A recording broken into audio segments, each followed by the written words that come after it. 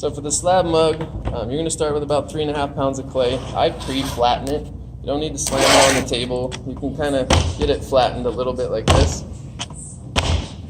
But really all you need to do is a little CPR action. Just flatten it out just a little bit. Then I always start with 2 paint sticks just to make sure I have some repair room if I need it. So you'll see when I roll this out, it only gets longer. It doesn't get any wider. It might get a little bit wider, but not by much. So I want to make sure that it's going to be at least 4.5 inches so that I can make the height of the mug, and you'll see what I mean when I get there. So I'm going to roll it out just a little bit this way.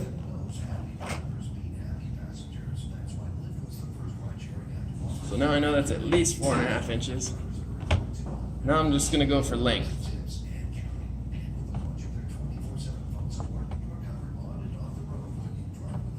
And some of you will kind of stop ahead of time. Make sure that you roll it all the way down to the sticks. So right now I'm at about 1/2 inch because each paint stick is 1/4 inch. And just make sure you don't roll off. I get a lot of students that roll off and they kind of flatten it and it gets paper thin and you can't really work with that. So now I'm down to 1/2 inch, but I need it longer, so I'm going to get rid of 2 paint sticks. Now I've just got 1 on each side. Keep rolling. If I need to, like right now it's getting kind of long, I'll just move my paint sticks. Don't think you have to move the clay. Also, don't take too much time rolling it out. Like some people lollygag and chat the whole time. Know that the longer you wait, the more moisture soaks into the wood tables, the more likely it is to stick. But I'll show you little strategies to get it off of there.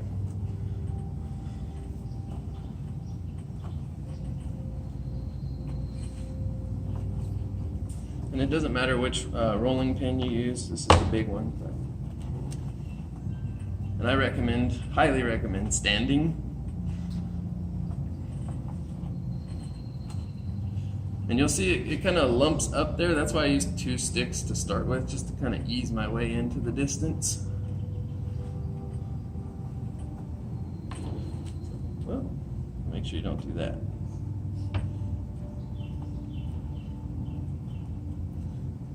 Pretty close to it. Now I'm just kind of finalizing, making sure it's all the same thickness, which is 1/4 inch. Okay. I'm going to take a straight edge and my needle tool. This is where I'll teach you a strategy you'll use all year long. So I'm going to cut off a little bit over here. And I'll save that for my bottom. Hopefully it's big enough. Yep, it's big enough. So yeah, I have to kind of overestimate because I'm going to have clay around this, but that'll be for my bottom, so I'll reserve that for later. Then you want to make sure this is at least 14 inches long, which I've got about 17 inches, so it's far too long, which is fine. I'd rather be too long than too short. So now I'm going to cut a straight edge along the top.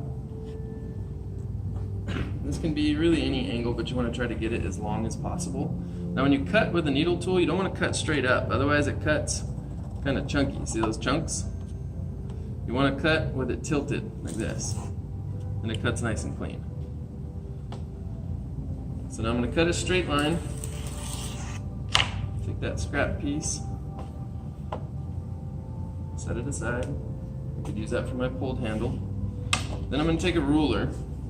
I'm going to measure from that edge, and you don't need the 2 flat ends, excuse me, because you're going to cut it off in a minute anyway. So I'm going to mark at 5 inches just to make sure I have some breathing room. Actually, I'm going to do it at 5.5. Because if you end up having to cut off a piece at the top to level it out, you want to make sure you have some breathing room or some extra clay. I'm just marking a little dot at each end. And I'm going to use the stick again, line it up at each one. Covered my dot.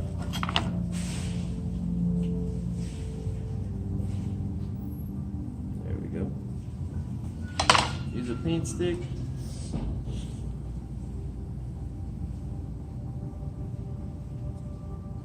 Make sure those are as closely aligned as possible. Makes your job a whole lot easier later. So it makes your top nice and level. Okay. excess. So you see the little moisture pattern it's leaving? The longer I leave it there, the less likely it is to roll up nice and easy. So now I'm going to take the cylinder, I'm going to wrap it with paper towel. Some of you will wrap it like 4 or 5 times, and trust me, it makes it a lot harder to pull this cylinder out later. So I'm going to align the paper towel right at the edge on one side. The other edge I don't even worry about. So see how it's right at the edge. So it barely overlaps, just that little bit. You don't want to do it 3 or 4 times. Then I'm going to tuck the paper towel inside as nicely as I can. That'll be the bottom. I'm going to try to get this clay up. We'll see if it sticks a little bit. So then I'm going to use a smooth rib. You can roll it either side, it doesn't really matter. Just going to dig it off the table, just get it started. There we go. So I'm going to start at that end. Again, using the side of the paper towel that I shoved into the tube at the bottom. Just keep it nice and tight. I'm going to roll it over. Doesn't matter how much it overlaps, because we're going to cut it in a way that it will be perfectly aligned. So I'd rather you cut a nice straight line where it overlaps. Don't think you need to do it right here. You want it to overlap a little bit. This is excessive. You don't really need that much. But you want to cut nice and straight if you can. I'm going to show you an example of how it ends up matching. And I'm going to purposely cut it a little crooked. Okay? So I'll take that chunk off, and I'll take the chunk out from the bottom, and see how it ends up matching. Okay, so even if you cut it crooked. Now mine's a little loose, so I'm going to overlap it again. Cut one more time. This time I'm going to cut a straight line. Cut that little chunk out. Move this all to the side. So now I'm going to score and slip the seam here. Score really well, because a lot of seams come apart, especially when you're putting constant pressure on it.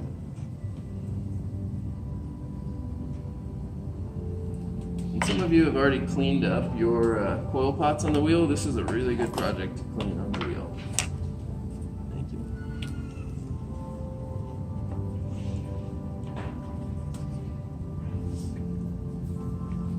Slip just a little bit. I'd rather you have too much slip than not enough. I'm going to wrap this back up around the cylinder. And the cylinder kind of gives you something to push against. Pushing it in towards itself. Just kind of pinching the seam, just like you did on the creatures.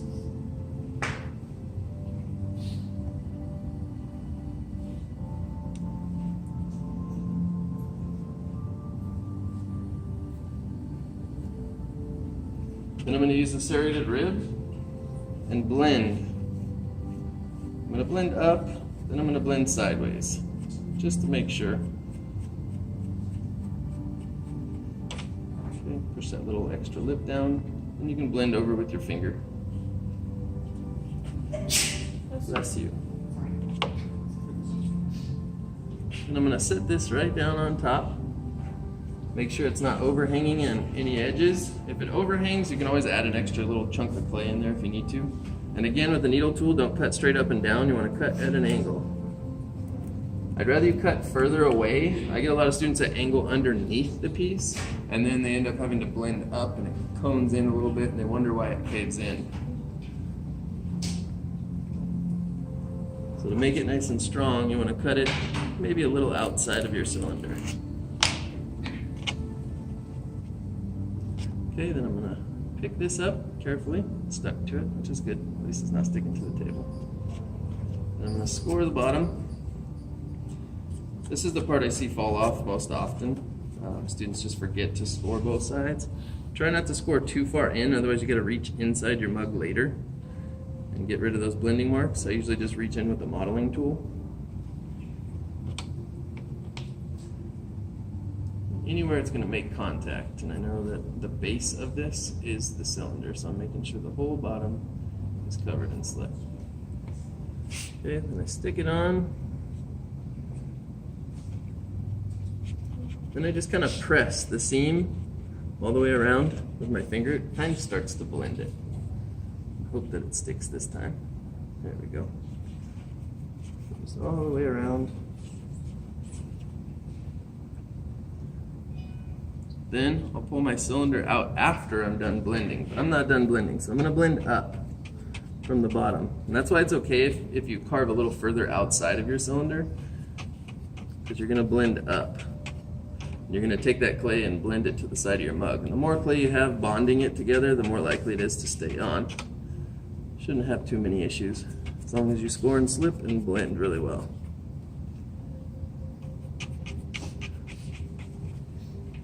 So I would try to blend at this point with my smooth rib. I'm gonna blend the seam.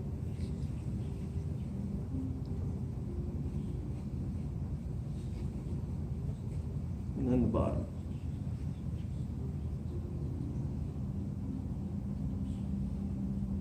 And a lot of this can be done without the cylinder inside, because some of you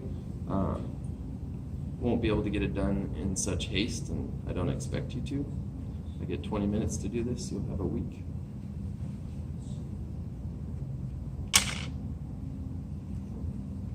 Okay, so now I have the base done. You guys get a day with the cylinder. Do not leave it in your locker. The reason why is the clay shrinks, so it'll strap itself to the cylinder. Sometimes it breaks at the seam and it's easy to get out, but you'll have to start over.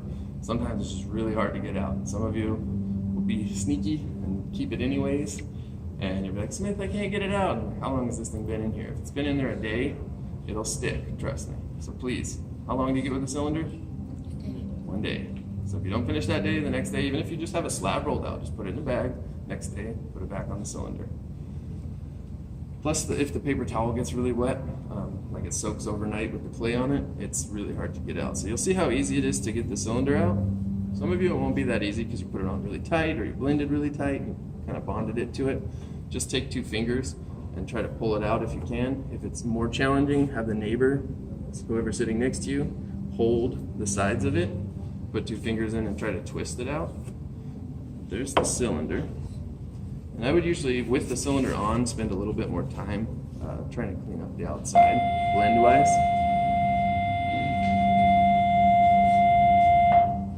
Okay, so there's the basic cylinder.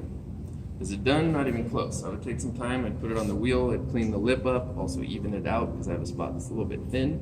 So I'd sit and spin it on the wheel with the sponge wrapped around the lip for a little bit, things like that, okay?